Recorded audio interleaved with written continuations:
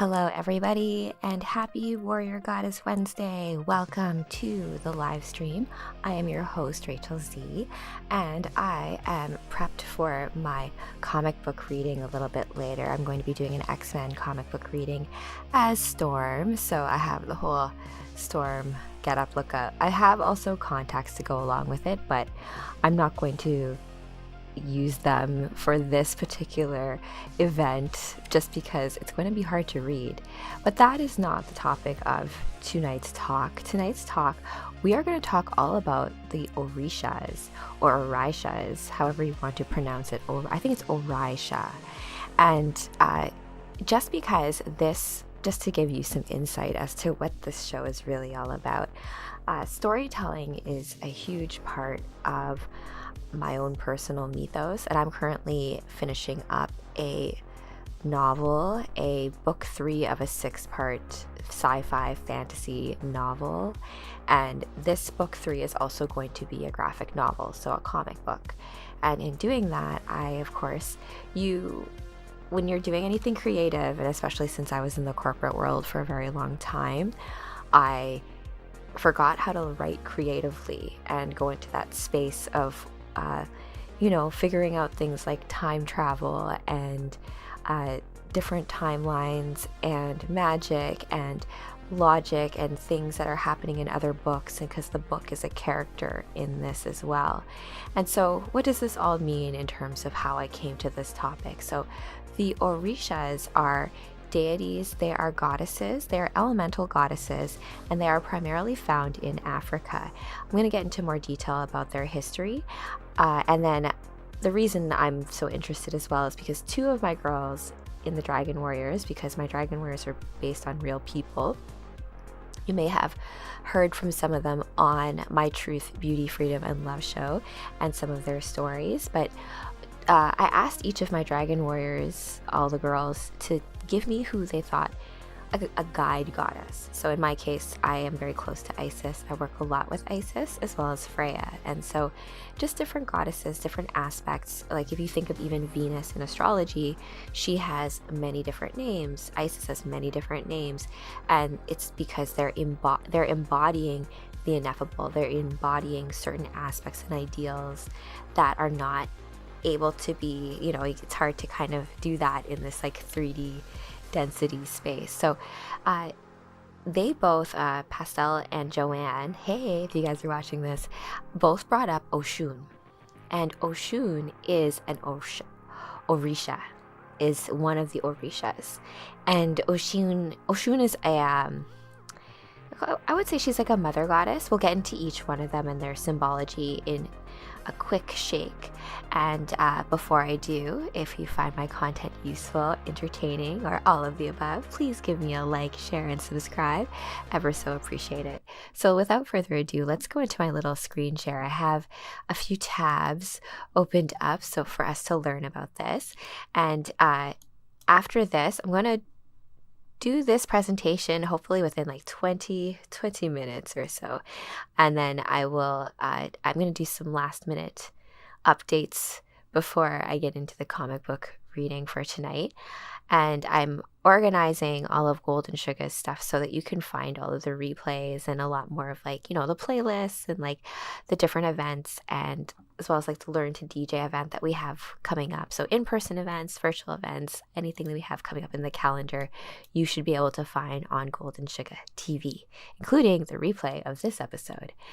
And I've also done like past goddesses as well as like goddesses of love, goddesses of war, goddesses of beauty, and sometimes those are all the same.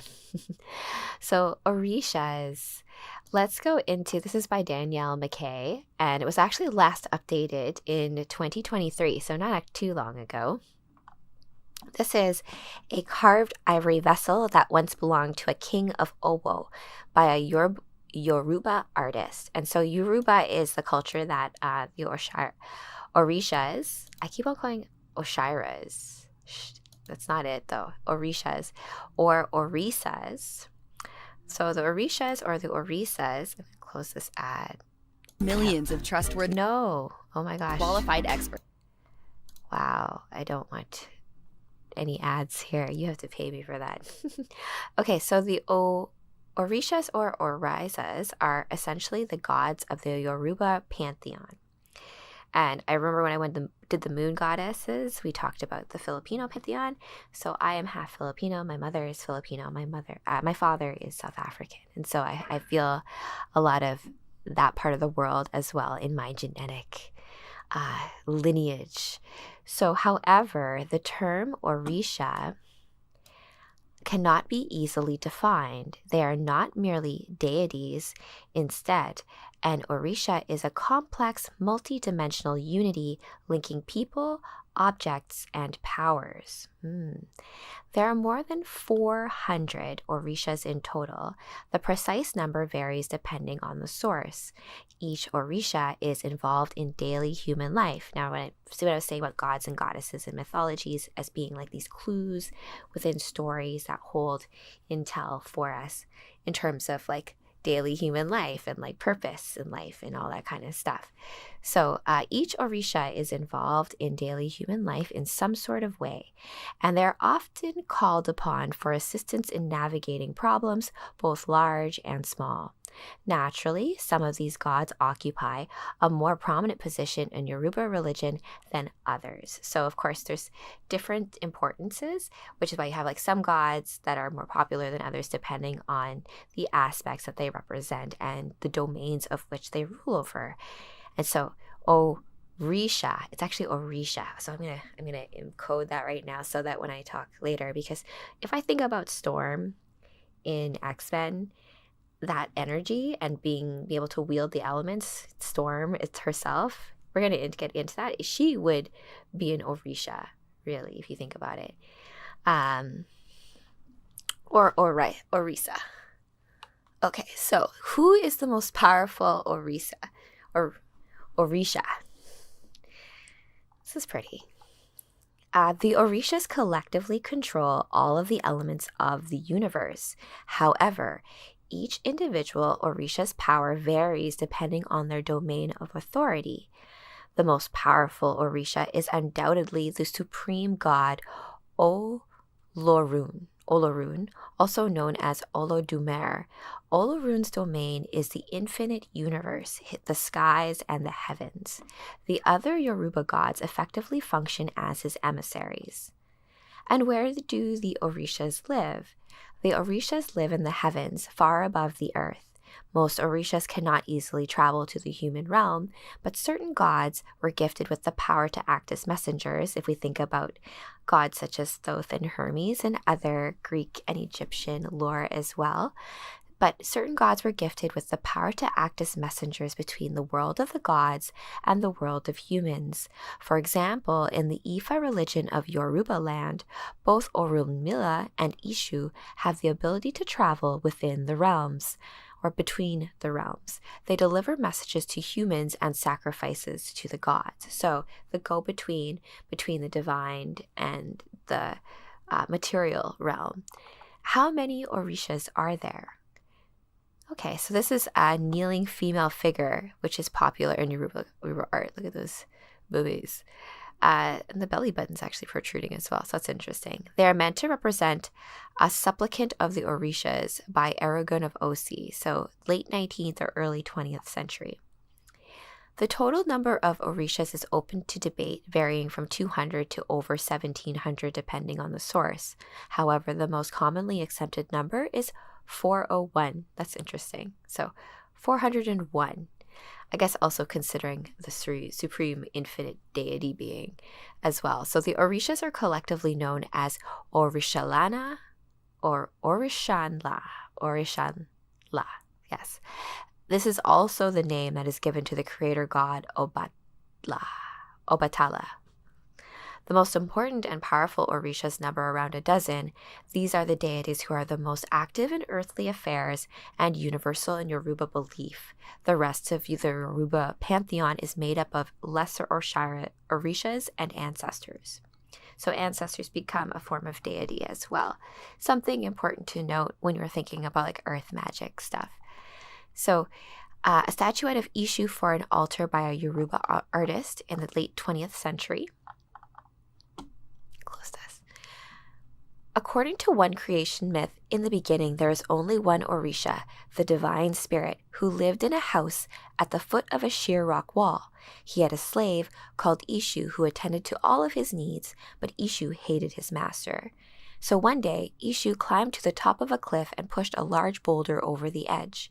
The boulder fell on top of the Orisha's house and crushed the divine spirit within. The god shattered into pieces, which were then scattered in all directions by the wind. In this way, pieces of the divine spirit came to be found in all places and found within all living things, including the natural elements. Today, all 401 Orishas, collectively known as the Orishashanla, contain a fragment of the divine. It's an interesting concept. In comic books, they take a lot of this kind of idea as well. This is a cool statue. So, carved breastfeeding woman thought to represent Oduduwa by Yoruba artist. Another creation myth describes the violent birth of some of the most important Orishas. The story begins with Orangan, the son of Yemaya and her brother Ajanu, both primordial deities. One day, Oregon attacked and raped his mother and ended up impregnating her. Yemaya fled from her son in horror in the wake of this horrific act. And while fleeing from him, the goddess tripped and fell. Suddenly, 16 Orishas were born from her pregnant belly. These included Olukun, the ocean, Osha, the lagoon, Shango, thunder, Oshun, Oya, and Oba, Shango's 3 wives, Ogun, iron, Oko, the farm, Ajay, wealth, the sun, the moon, and Obalu Aye, disease, among others. So it's kind of interesting how all aspects, like the good and the bad, if you look at even the muses, there is a muse of tragedy, right? There's a muse of comedy and a muse of tragedy. So not to say that that's the same thing as disease per se, but there's a level of like, there's no, even we talked about the petroforms last time, this idea of like good and bad is not like a thing in the natural world. There's just things in their cycle and things in their place. Here we have a list of notable Orishas. The Yoruba pantheon contains hundreds of Orishas, and together they created the universe and the human race, and all remain involved in the humans' daily lives. Each Orisha had their own significance for the Yoruba people, although the precise worship and importance of the individual Orishas varies across Yoruba land. The most notable Orishas are those connected with fertility for both human and agricultural. So the same, like being able to have a baby and also having your crops be fertile as well, are related. Also, like how our bodies are also related as an extension symbolically of the earth itself. And when we think of Astro, Taurus, which is the body, also is attributed not just to finance and resources in that way, but the resource of your body too. This is a brass bust that depicts an unknown Yoruba king. So this gets into, I think, some popular ones. I want to see if, let's look at Yemaya, because this is Warrior Goddess Wednesday. So sorry, gods, I'm going to have to put you're on a different day to talk about your stuff. Because even in Astro, there's only 2, I shouldn't say only, but the 10 major luminaries that you deal with in an Astro, really it's the moon and Venus that are the goddesses, and Earth, if you want to consider that as well. So Yemaya, this is a figure of a carving by Yoruba artists and dated to the 20th century. Yemaya or Yemoya is the primordial goddess of water, and we're in Pisces season right now, so it's kind of good to be aware of these mythos and primordial energies that are out there. Unlike other water deities, whose powers only extend to certain bodies of water, Yemaya has dominion over all water and all other water Orishas. In fact, she is revered as the mother of all Orishas. Oh yeah, Yemaya is predominantly a goddess of fertility and childbirth, and as such, her worshippers are mainly female. They believe that the water from Yemaya's oceans and rivers has the ability to heal infertility. Yemaya is also a protector of women during the act of childbirth. Nice. We have Shango, the god of thunder. You can actually, there's a lot of Shango story. Like the god of thunder and lightning is that. I should do a little bit of like a mind map of that, where all those kind of come into play. Oshun. Let's talk about Oshun, because this is the goddess that is the guide goddess, or involved in two of my ladies. And she's, when I think of water too, I do think of dream power, because you're talking about Neptune's domain. You're talking about the unseen, the subconscious. So all of like those types of waters symbolically also play a part when we're talking about more ineffable concepts and archetypal concepts such as gods and goddesses. So Oshun is the goddess of the Oshun River and the patron town of Osobo. Oh my gosh, Ozogbo. She is also the goddess of love, beauty, and diplomacy. That's some good skills to have. Though primarily known as a peacemaker, Oshun will not hesitate to fiercely protect her followers. That's right. She's nice until she's not. She is one of the three wives of Shango, the god of thunder and lightning. So Oshun is a benevolent and generous goddess, closely associated with kingship and the royalty of the Ozgobo kingdom. And this is where Oshun is very similar to Isis, because Isis translates to the throne, right? And so this idea of birthright to kingship coming through the goddess is very much attributed here to Oshun. And I can see why my girls have felt a calling to Oshun, being Oshun's daughters. Okay, so she's a benevolent and generous goddess, closely associated with kingship, and most of her myths tell the foundation story of Ozogbo next to the Oshun River. The Oshun Ozgo Sacred Grove in Nigeria is still a popular place of worship for her followers. I think I talked about this last time on my live stream about sacred groves and how, like in Power Rangers, Angel Grove, this idea of sacred groves. Let's look up, hold on, sacred grove. Maybe there's like a definition specifically. Yeah, I know it's wiki, but this is a better one. Path of Exile. The sacred grove is an area that can randomly be found in maps, which is related to the harvest mechanics. So, sacred grove looks like these kind of things, like where it looks magical.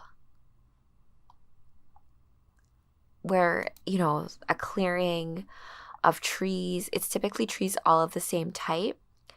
And it's like a space where you can do sacred rites. And it's one of those things where it's a canvas by which when you come, and if you bring like drums, circle, your music, all the people using that space, you fill that with everything, and then it becomes so much more special. That's all I really wanted to talk about in terms of Orishas and that pantheon of elemental goddesses that come out of the culture of the Yorubas and, in Africa as well. I'm going to go into this as another overview, and then we will wrap, and then I will take a little break, and then I'll catch you all if you're joining me for the comic book reading. Okay, so the Orishas are the gods of Santeria. This one. Okay, interesting. So this just goes to show all these interesting connections between the different goddesses and like the way they kind of intertwine with different cultures. And if you go further and far enough back, it's all like brothers and sisters. So the Orishas are gods of Santeria, the beings that believers interact with on a regular basis. The number of Orishas, remember there's quite a lot of them, varies among believers. In the original African belief system from which Santeria originates, there are hundreds of Orishas. The New World Santeria believers, on the other hand, generally only work with a handful of them. So then we've got here a few of them that are primarily, I guess, venerated within the Santerian religion. So like Orunla, the Orisha of divination and human destiny. So say Orunla was present at the creation of humanity and the forging of souls. Thus, Orunla has the knowledge of the ultimate destiny of each soul, which is an important facet of Santeria practice. So this idea of ultimate destiny. Working towards one's destiny is to promote harmony. That's a good one. I'm going to repeat that. Working towards one's destiny is to promote harmony. To move contrary to it creates discord. So believers look for insight to their destiny and what they might currently be doing in order that runs contrary. So I look at that as in relation to Astro and like what we're like when you're trying to find your purpose, and when things aren't working, it's like because perhaps that's not the correct path, like we're trying to force it. But it can be sometimes difficult to discern those clues, right? So Orunla is commonly associated with Francis of Assisi, although the reasons are not obvious. So they're associated, not sure why. It's something to look into it. Let's go into Oshun one more time. This one's calling Oshun very seductive. I like that. Oshun is the seductive Orisha of love and marriage and fertility, and she rules the genitals and the lower abdomen, that old sacral chakra area. She is particularly associated with feminine beauty as well as relationships between people in general. That is very Venetian, super Venetian. I bet you she's an equivalent for sure. She's also associated with rivers and other sources of fresh water. Now, rivers as well in Japanese culture are associated with dragons. So this is interesting too. In one tale, the Orishas decided that they no longer needed Olodumare. Olodumare, in response, created a great drought that none of the Orishas could reverse. To save the parched world, Oshun transformed into a peacock. So that's interesting because peacocks are usually male, but I'm assuming that it's just like the fancy peacock. Oshun transformed into a peacock and ascended to Oludumare's realm to beg his forgiveness. He relented and returned the water to the world, and the peacock transformed into a vulture. Oshun is associated with Our Lady of Charity, an aspect of the Virgin Mary focused on hope and survival, particularly in relation to the sea. Our Lady of Charity is also the patron saint of Cuba, where Santeria originates. So we think of Cuba. One of my favorite movies is Dirty Dancing, Havana Nights. I also like the original Dirty Dancing. Do those back to back. But that's kind of interesting here, really. So a peacock feather, fan, mirror, or boat may represent her, and her colors are red, green, yellow, coral, amber, and violet. I had a lot of coral at my wedding. Oh, I love that. So there's also Yemea. I think that she's pretty awesome as well to touch on. She's lakes and seas as opposed to rivers and sacred groves like Oshun. But Yemea is the patron of women and motherhood, and associated with Lady of Regla, the protector of sailors. So fans, seashells, canoes, coral, and the moon all represent her. So she's more of like a moon goddess of the Orishas. White and blue are her colors. Maternal, dignified, and nurturing, and the spiritual mother of all. She's also an Orisha of mystery, reflected in the depths of her waters, and often understood to be the older sister of Oshun. So she's Yemea is Oshun's big sister.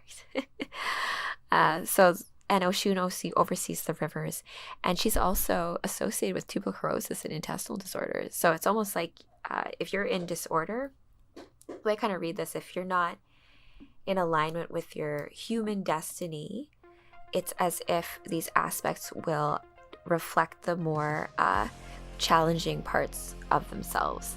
So it's good to what these goddesses do help us to conceptualize how to understand how to work towards harmony in our own lives. And not that you have to worship the Orishas or anything like that, but it's good to know these stories. It's good to know that the elemental forces of the world are represented in different ways, as opposed to what is just like mainstream and out there, and that we as people seeking for meaning in our lives have much more than it seems out there to reach out to and gravitate to. And so with that, I hope you enjoyed this episode of Warrior Goddess Wednesday. We went over the Orishas, who they are, the pantheon, as well as this idea of water goddess energy in the sign of Pisces as we navigate the dream world, deep waters of our subconscious, and learn how to bring all of those dreams and our manifest destiny into reality. So I hope you have a good one wherever you reside in the cosmos. Until next time, starseeds.